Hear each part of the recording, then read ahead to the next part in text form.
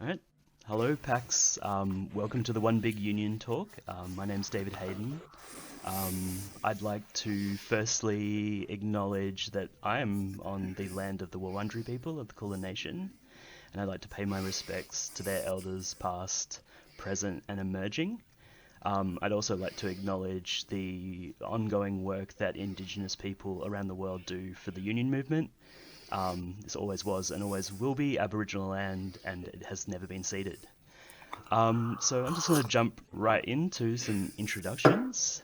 Uh, First of all, we have Tim Caldwell. He is game designer and turned union organizer and is currently the elected co-convener of Game Workers Australia.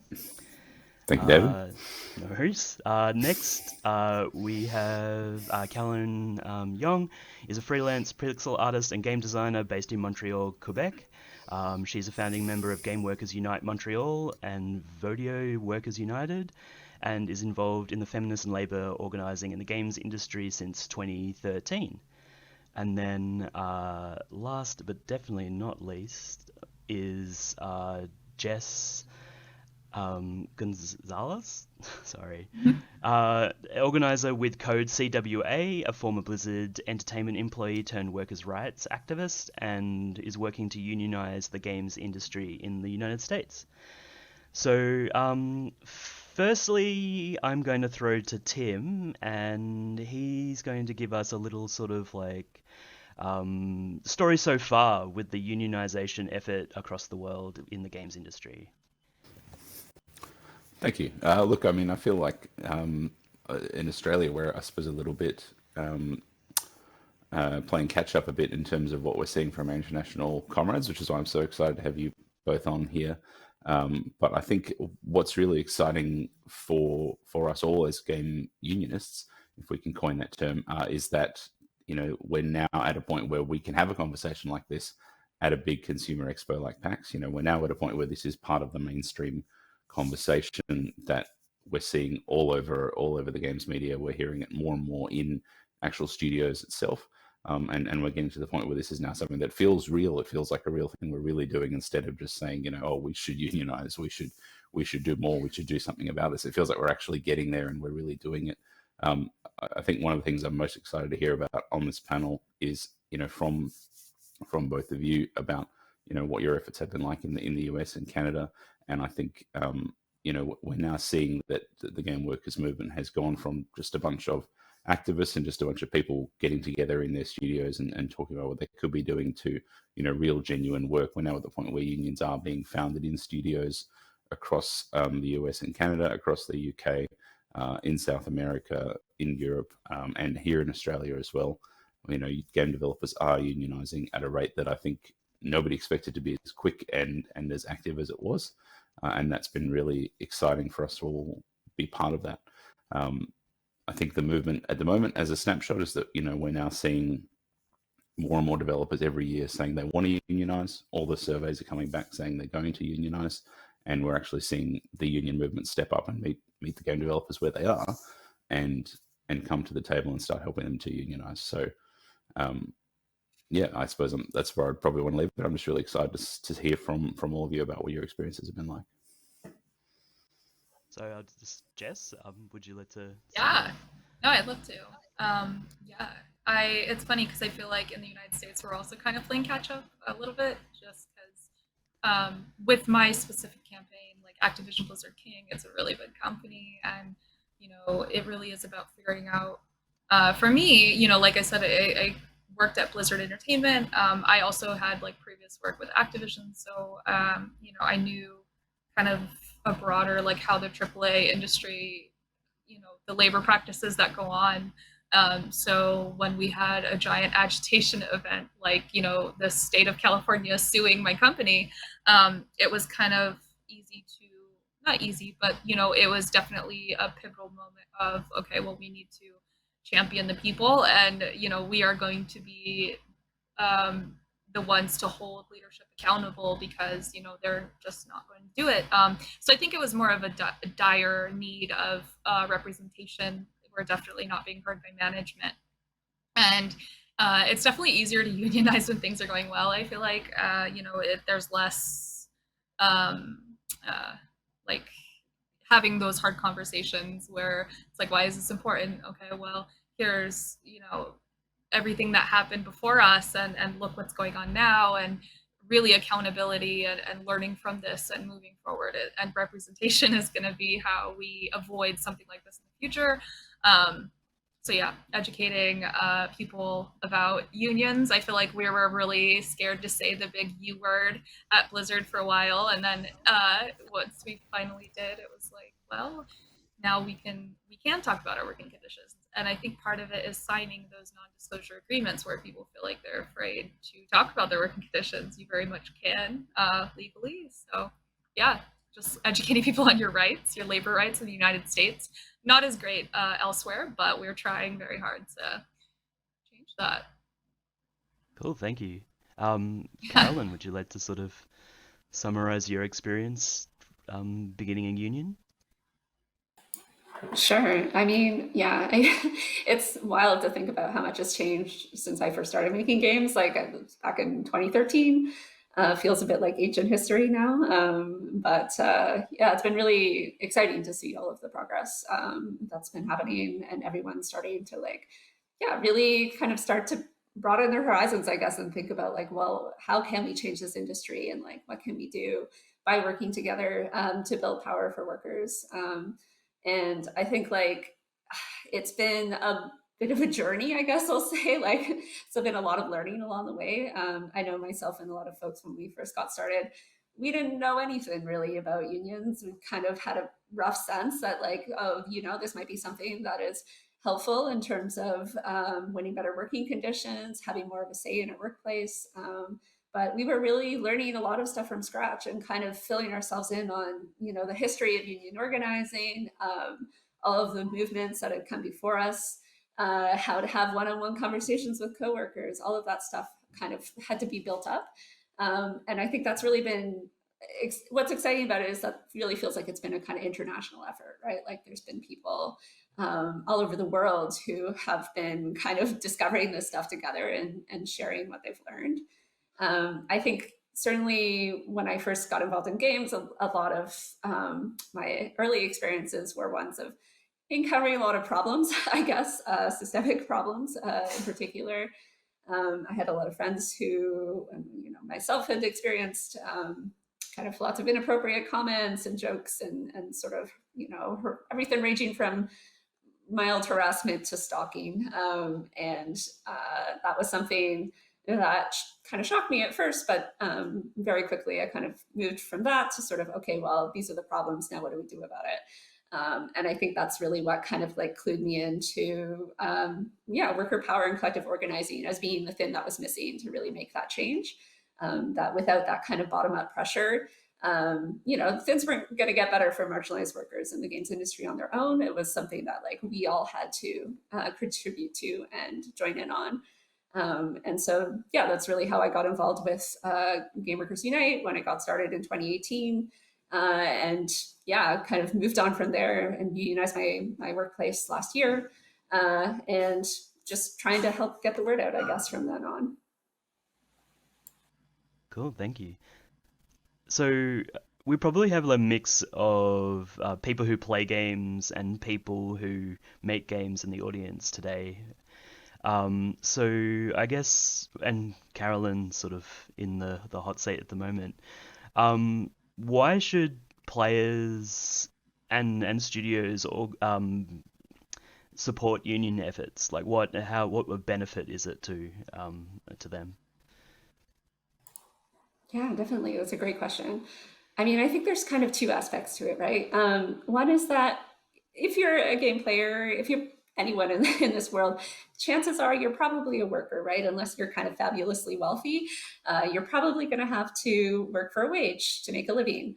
And I think something that's really kind of amazing about unions is that they don't just benefit the people who are in them, right? Like as workers, we all benefit from building the power of the labor movement, right? You see historically that as union power grows, wages tend to go up, working conditions tend to improve, and that is true, even outside of unionized industries.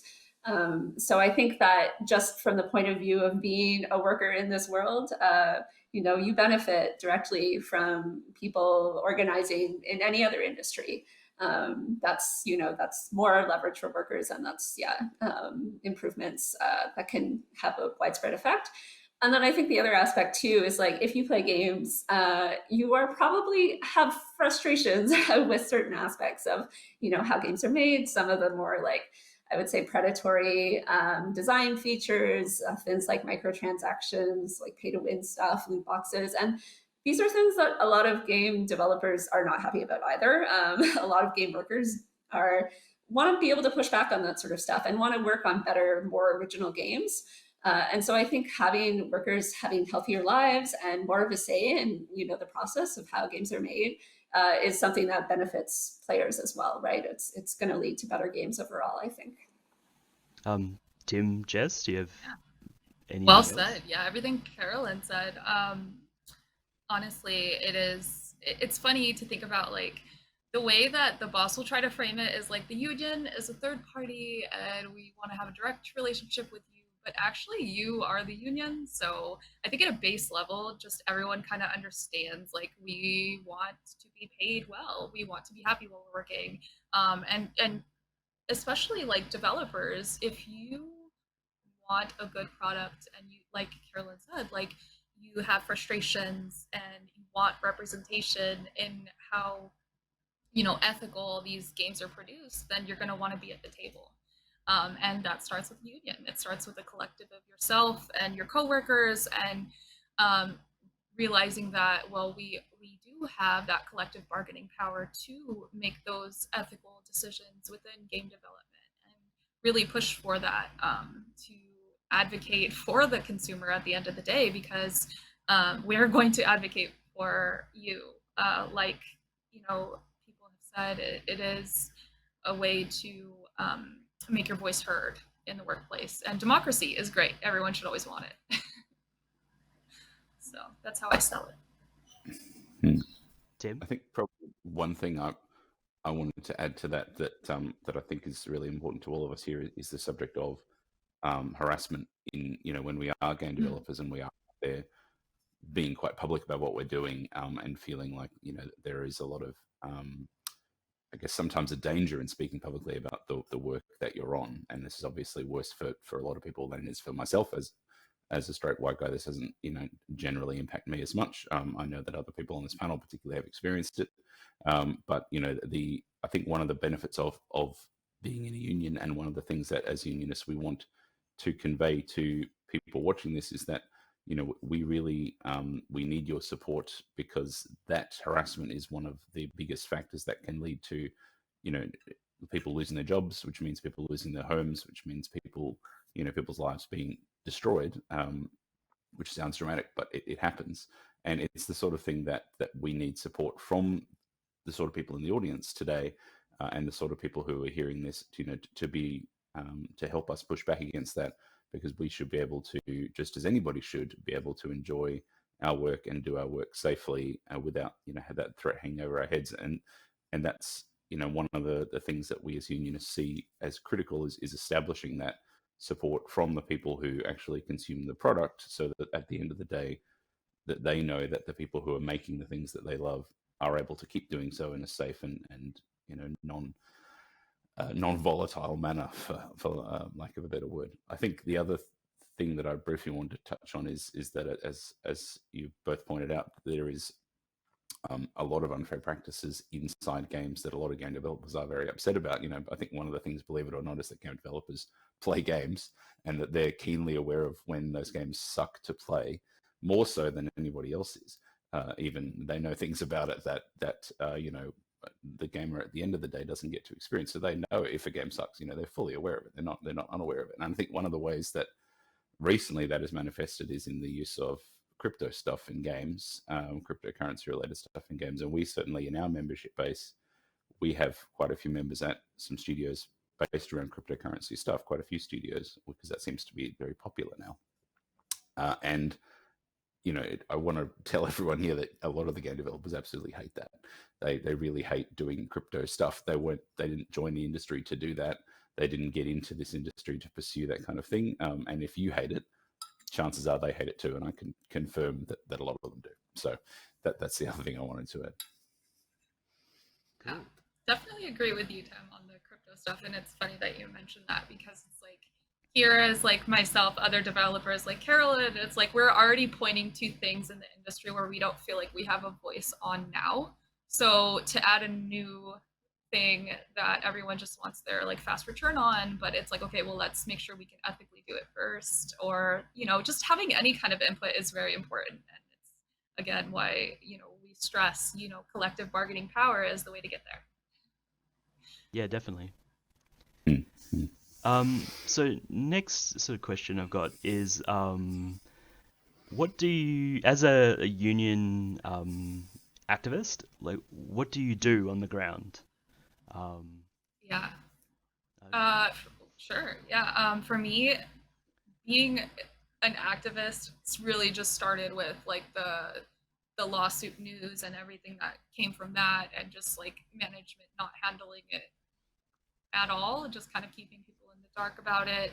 Kind of discrediting voices of survivors, people that had gone through serious harassment and things, just kind of like not believing or minimizing or mitigating the things that happened. I think accountability is super important. Yeah, and I apologize. I kind I the question in that rambling, but if you can give me Thanks. it one more time so that I can. So, whether in broad strokes or on a micro level, like what do you do day to day as a sort of a union activist? Gotcha. On the ground. Yes, that's right. I remember now. Okay. Yes. So a lot of it is inoculation, telling people what to expect from the boss. You hear that the boss is going to do these things like hire anti-union consultants or skirt the line of what is an unfair labor practice or not to try to fight a union effort, but you don't really experience it until it starts happening. Like, campaigning quietly is super important, but in our case, it became a very public thing that we were dealing with. So we decided collectively, okay, we're going to reach out to the public and kind of give them everything that's going on at the company. We founded the A Better ABK on Twitter, which is like the collective of Activision Blizzard King employees that are actually giving the real facts of the story of what's happening in the lawsuit and everything, and not just what management is saying is going on. Like, we're actually trying to hold them accountable. So yeah, just a lot of the activism was educating people on what does it mean to union bust, what does it look like, organizing walkouts, which we've done many. We organized the first walkout, which is we don't agree with what leadership is saying and we want to hold them accountable. And then obviously releasing demands that are fostering a good workplace, an ethical workplace, anti-harassment, anti-discrimination, more inclusion, more diversity. What does that mean? What does it mean to be an ally? Having hard conversations. I feel like a lot of being a unionist is realizing that it is not a best friends club. We don't have to like all of the same things and be best friends and go get a drink at the end of the day. We just have to understand solidarity at a basic level, and understand that we all want to work at a place where we feel like we're taken care of, and we can pay our bills, and we can have a sustainable career and healthcare. And there's just like many things, so many things that go into it. But agitation, keeping the torch lit, it really is just about having conversations and organizing. Just always be organizing. Like what? Carolyn, do you have any sort of things to add to what you've done as a union activist? Yeah, sure. So I can explain a bit, I guess, about what sort of work we do through Gamergers Unite Montreal. So I think the main things that we do day to day are really about kind of supporting workers who want to see change happen in their workplace, right? Whether that's kind of dealing with, things that have happened to them recently, whether that's kind of like looking forward, long-term systemic change. So yeah, we really help to do things like connect people with training resources, provide our own internal trainings as well. legal info on like workers' rights, for example, connecting people to like legal support or various community organizations or local unions, anything that will be helpful in that process of organizing. And I think one thing to kind of clarify is that Game Workers United Montreal itself is not a union. And a big reason for that is because of the legal context in North America. So in North America, you have to unionize essentially workplace by workplace. You need a majority vote of workers at a workplace to be officially recognized, by the government as a legal union. So that kind of steered us away from a model of kind of officially forming a union ourselves, and instead we kind of focused on being a network of support for anyone who wanted to unionize in Montreal, regardless of what workplace they were at. And I think that's actually really helped us in the long run, because that's been a great way for us to learn from each other, to build up kind of networks. So one thing that happens a lot is there's a lot of turnover, especially in the Montreal game industry. It's a pretty big hub, and there's lots of problems. So people end up moving around quite a bit. But thankfully, because we have this organization, we have a way to kind of continue building off of each other's work and off of the campaigns that have existed, so that that knowledge doesn't get lost whenever there's a layoff or just people leave because they're fed up with the conditions, and that sort of stuff happens all the time. So it's really been super helpful, I think, to have this kind of like support network essentially, for us to all learn from each other and kind of combine our efforts and resources so that we can do things like run public workshops, or we've been making zines, for example, that kind of talk about unionizing the games industry. And so having a whole bunch of people with different skills and experiences and backgrounds has been really great for making that happen. And I think that, that's maybe partially also thanks to having that experience that we were successful in winning voluntary recognition at Rodeo last year, because a few of us who were involved are also part of Game Workers United Montreal, and so we had the benefit essentially of learning from other folks and the people who had come before us, and be able to like build off of that experience. So yeah, I think that's a lot of it. It's a lot of, and everything that Jess mentioned as well, right? It's a lot of these one-on-one conversations with folks and kind of getting people prepared for the not always super great reactions of the employers when they realize that workers are organizing, and yeah, just kind of building that awareness and experience and kind of spreading the movement. So, yeah. Tim, like what aspects of union activism do you think are important? Mm. And to No. build on what the others have said. All of it, David. Gosh, what a silly. Look, I think You have to pick one. No, I will not be taking part in your nonsense. I think that one of the really important things that a lot of people don't understand about union activist work is that it's not actually super glamorous. Like, it is a lot of conversations, it is a lot of just talking to people, it is a lot of listening to people, and sometimes they come to you with some horrible stories. Like, a lot of my day-to-day work is people call me up and say, I've been abused at work today, I've had a horrible day, I've been underpaid. I've had people on the phone who are in tears, some people suicidal. Like, it's difficult work to have these conversations with people who are really struggling, and it is really just about being able to talk to people, to listen to them, to understand what their particular needs are, and to show them how connecting with their colleagues and connecting with the union movement more generally helps to build genuine power to change those things that are so impacting their lives. And I don't think there's any one particular part of union work that is more important or more intrinsic to it than the rest, other than to just be doing the work. I think that the biggest part about being an activist, whether you're in a union or whether you're in any other activist movement, whether you're working for climate change or working for any other particular cause, is that you just need to do the work, to pick up the phone, to pick up, to go out of the door and do what needs to be done, because no one else is doing it. And every day there are big forces working against you to stop what needs to be done from happening. So for me, the biggest and most important part of being a unionist is just doing it every day and knowing that every little bit contributes to a bigger change, and that you're part of that, and it's not something that you solve glamorously by being a hero yourself. It's not like in the video games, it's not like in the movies. You don't pick up a magic sword and single-handedly slay the boss, although we've all thought about it. For legal reasons, that was a joke. And the point of what you do is not to do that, but to be part of something bigger, and just to have those conversations with your coworkers, to have those conversations with your family and your friends, and to just do a little bit of helping every day. It's really rewarding. It's really exciting.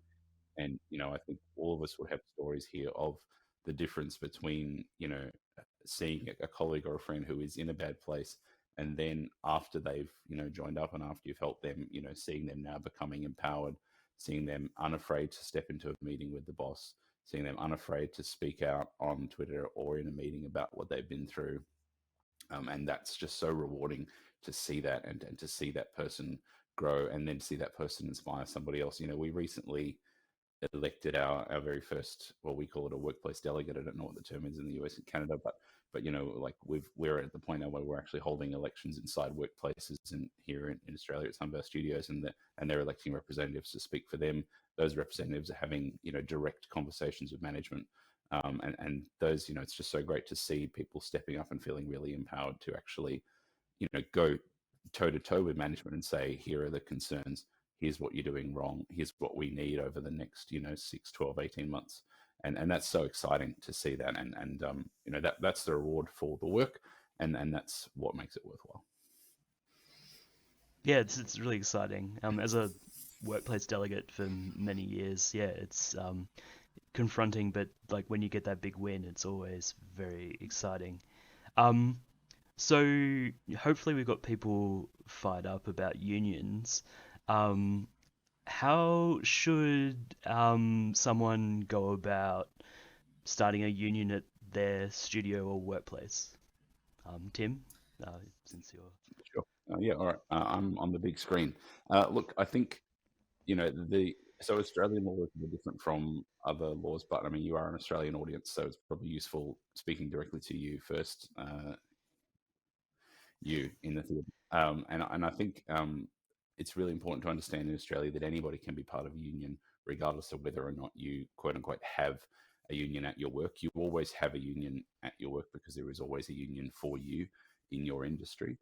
Whether or not you're a member of it, it still exists, and you can join it even if nobody else at your workplace is one, is a member of that union. Of course, your job then, if you are the only member of your union in your workplace, is to sign other people up and to start building a power in that workplace so that you actually have some say and some control over your life. But if you want to go about starting a union at your workplace, the first thing to do in Australia is to find out what your union is in your work site, in your work area. And the easiest way to do that is just to go to the Australian Union's website, or ask around at your workplace and see, who's our union, and then you just simply join. And then your number one role, if you have a lot of members there already, is to go to those meetings, find out what everyone's talking about, sign up, get involved. A union, if you just join and then you do nothing, then your union will never become powerful and you will never get that change. So you have to become involved. Or if there are no other members there, then your job is to start recruiting, talking to your mates, finding common ground, seeing what issues are affecting both of you. Start talking about those issues with your coworkers, and then start building, start having those conversations, start building that power. And that is something that you will have to do, because the union will be able to assist you, the union office, but having members there will give the union more resources, which they can then use to bring even more and more support into your workplace. So you don't have to wait around under Australian law. You can simply join your union. And honestly, the number one message for me to everyone in this theatre is to do that today. The first time you join your union was yesterday, but the second best time is today, as they say. Well said. Carolyn or Jess? Agree. Yeah, I'm happy to talk about some how to join a union in the United States. Not as easy, not as glamorous, or just like about finding your union. And I mean, there are unions. Like we work with Code CWA right now to kind of organize all digital aspects of development, whether it's games or tech. And basically, it's about campaigning. You're always campaigning. You're always organizing. you want to form a committee of at least 10% of the workforce, so that way you have representatives around, all of your departments, because, something that works for myself or Tim or Carolyn isn't necessarily something that works for you in the workplace. So it really is about getting everybody in a room and figuring out, okay, what makes the workplace better? What do you like now that we can already lock into a contract? What's something you wish could change? If you had a magic wand, is like the number one question. How would you fix your workplace? And then just building upon that. And you can actually learn a lot by talking to your coworkers. Something that motivates them is something that, that could be different motivator for you. Some people don't really care about compensation. They already, have money. Okay, well, do you want a 4-day work week? Do you want benefits, pension? There's so many things that unions have already won for people, especially in the States. Like, we have a 40-hour work week in the States because of unions. And it really is, like Carolyn mentioned, even if you're not in the union, you benefit from the union. When we started organizing Activision Blizzard, I come from a place where I had done contract work for Activision prior. So by the time the lawsuit with Blizzard and everything happened, people start talking about grievances and things that are, going on in the workplace. And I had discovered that these labor practices that I was experiencing years ago that were horrible are still happening, to where, like, their QA teams couldn't even talk to other development departments. So it was something where it's like, okay, we'll talk to other departments, figure out how you can, raise the tide for everyone, not just yourself. And that really is the collective part of it, is just campaigning, forming that committee. You want representation. You want to make sure you're, no stone unturned. Yeah, Anything just to add? to build off of. Yeah. Sure, yeah, I can definitely add a couple of things. I mean, second everything that Justice said, and Tim as well. I think, like, one thing that helped me personally, I'm a very shy person naturally. So, reaching out to coworkers, not that easy for everybody. It takes a while to kind of like build up the confidence, to feel, yeah, like you're able to do that. So I benefited a lot from organizer trainings, and, getting in touch with existing labor organizations, because a lot of unions that are out there will offer free trainings for people. And so if you have a labor organization, locally, anywhere, that's kind of like, yeah, within, I guess, your country or region, definitely encourage you to reach out, do some research to see what the options are. And yeah, take a training, because it really does help, to sort of break this stuff down. I wish this stuff was just taught in school because everybody should know how to do like one-on-one organizing. But it's not. So, we have to go, do a little bit of extra effort, to go get it. But it really does help. And I think another thing is just to keep in mind that you will probably make a bunch of mistakes, and that's part of the process. It is a lot of trial and error and a lot of kind of learning as you go.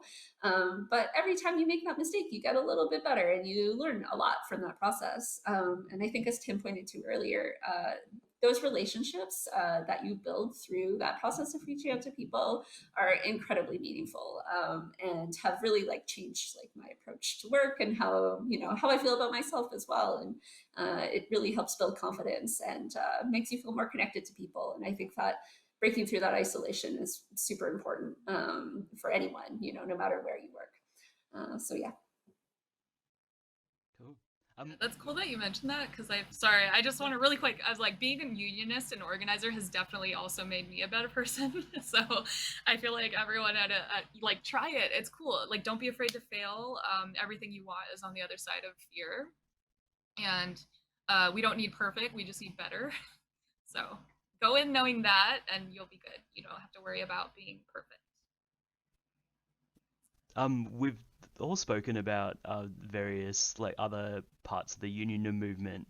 How have you, as a sort of new industry, like it's sort of in some ways not that new, but it's new enough, connecting to those older union institutions, like for example, in Australia we have the ACTU, the Australian I've forgotten what the acronym is. Tim, you can probably help me with Council that. of Trade Unions. Council of Trade Unions, and I'm sure there's equivalents in the US and Canada. How have you found interacting with those institutions throughout your activism? Yeah, it's interesting with me. I actually grew up like my dad is in a union, the International Longshore Warehouse Union. So I've just always been around. Like solidarity is such an interesting thing because it doesn't really matter what union it is; they're always going to understand solidarity. So if you need resources, a union will help you, even if they're not your union. So that's why it's like it's really cool to utilize the resources that unions have. I mean, they're long fought. I feel like a lot of unions, their roles are written in blood. I feel like a lot of people have gotten super far to get like in every industry around the world, especially like in the States where you don't really see labor rights, like you don't see a lot of workers' rights. It's kind of like towards corporations a little bit. It's really cool to like see different unions willing to help, like Teamsters. We've had like Code CWA obviously helped us right away when we were like, oh my gosh, we don't know what to do, like we're in the States, unions aren't a default thing here, what do we do? And they really do help you with education, training, free training, legal resources. And it is so helpful to just know your rights, like on a base level, know your rights in the workplace. It is absolutely amazing. And yeah, and wage theft happens more than you think. Just what is wage theft? I'm sure. Wage theft is unpaid wages.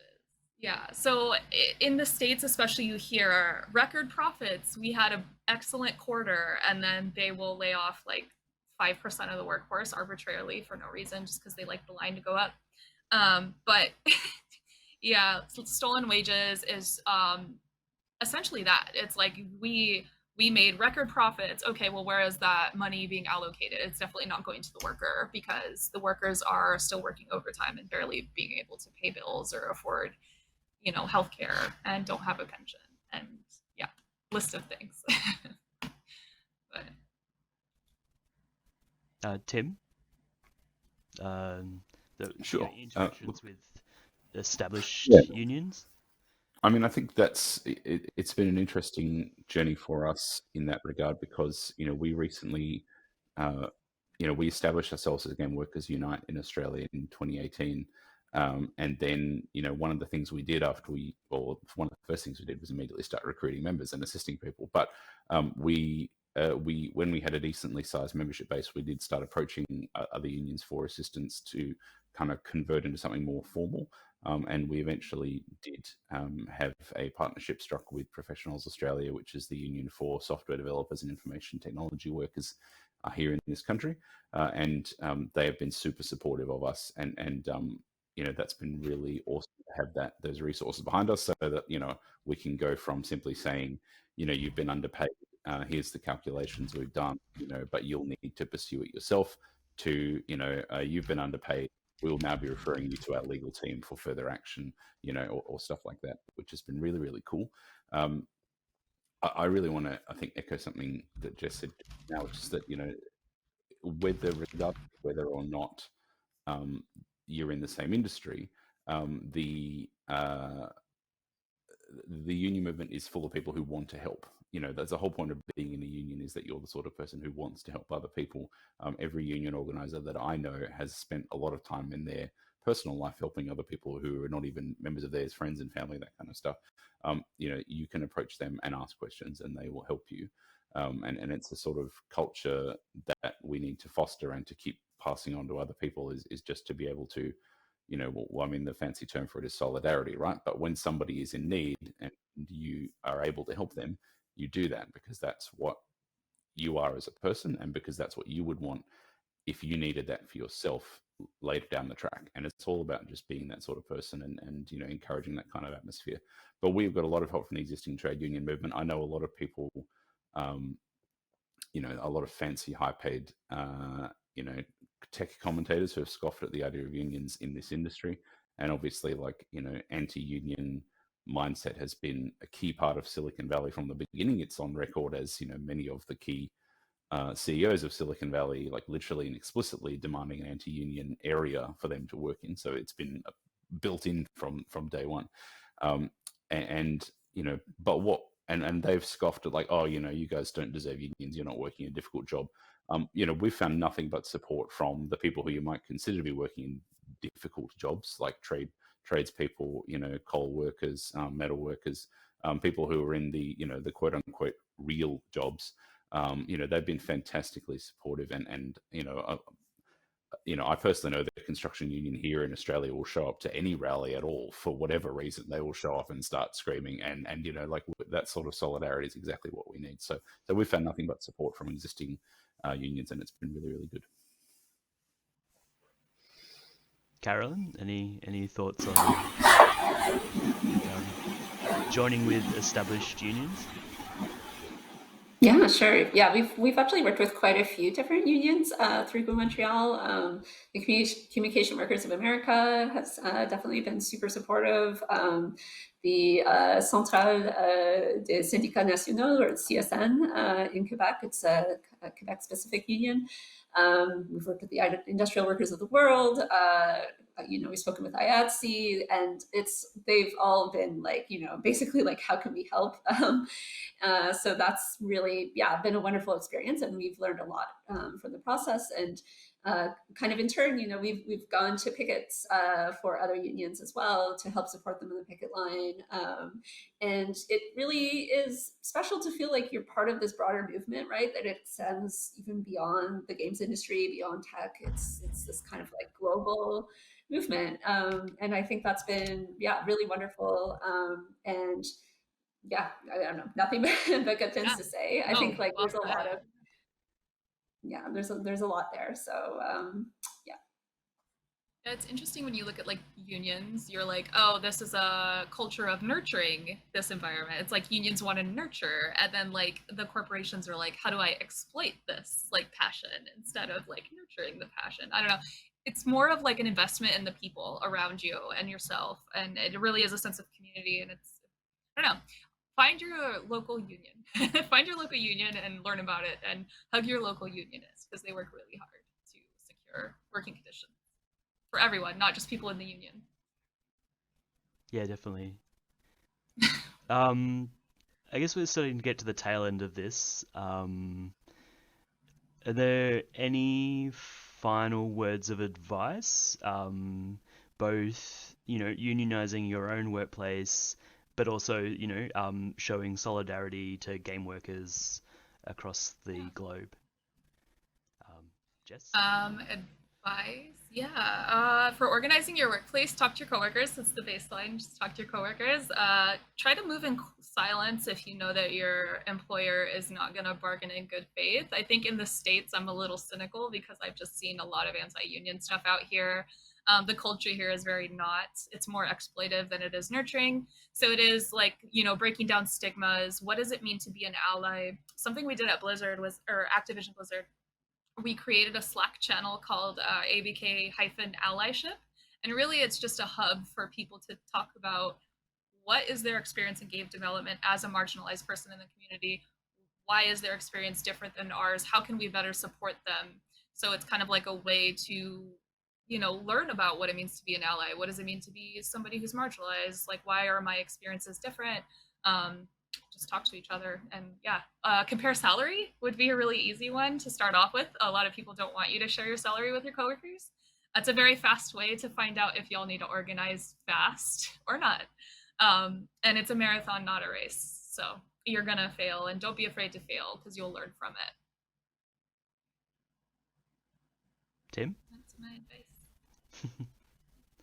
Sure. Look, I think my advice to anyone, I think maybe in terms of keeping it really concrete, the advice that I would say is, never go into a meeting alone with your boss.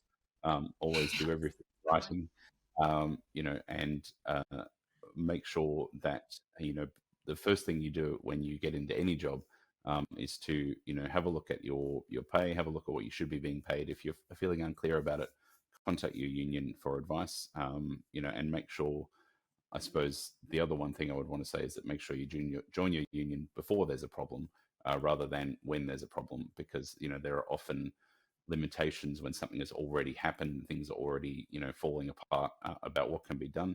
So it's really important to have that in place and to start working on that before it becomes an issue.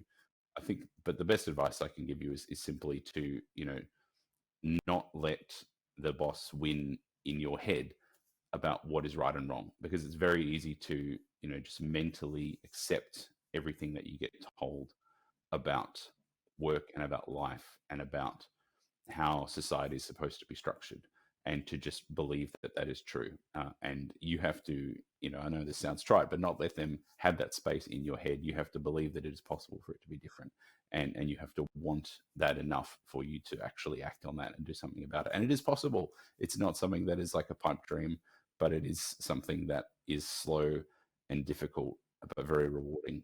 But it all starts with you believing that it can be different, and not just waking up every day and thinking that it's okay that like 6 people have as much money as like 50% of the globe, and that that's normal, and that we should just accept that. You have to believe that that's wrong, and that you want to do something about it. Yeah. My advice is to get rid of all Join your billionaires. union. So just do that. Well, Yeah, those are any last comments, Carolyn, or I don't know. Yeah, sure. I mean, I'll kind of echo a bit what Tim is saying. I think like those are really excellent points. And I guess one thing is that might have your campaign as an organizer or as a worker. The boss also has their campaign, so you want to look out for things like how they are using things like freelancer status or nationality or gender or race or any of these things to kind of pit workers against each other, right? This is it's the classic divide and conquer strategy. And so really you want to counter that with kind of hope and solidarity and courage, right? Like you really want to tap into those kind of positive emotions that get people feeling like, yeah, this is not okay, and this is something we can change. And if we work together, we can imagine a better world, right? And I think, unions are a starting point, but you can even think bigger than that, right? Like when we come together, we can solve really big problems. It has been done in the past, and we can continue to do it in the future. We just have to believe in ourselves. And yeah, go out there and win the fight, and yeah, talk to others, learn from each other. Your best support are your coworkers. Yeah. All right. Thank you very much. I guess on behalf of PAX and of Game Workers Australia, thank you all of you for giving up your time, whatever time it is there, because we're all across the world, obviously.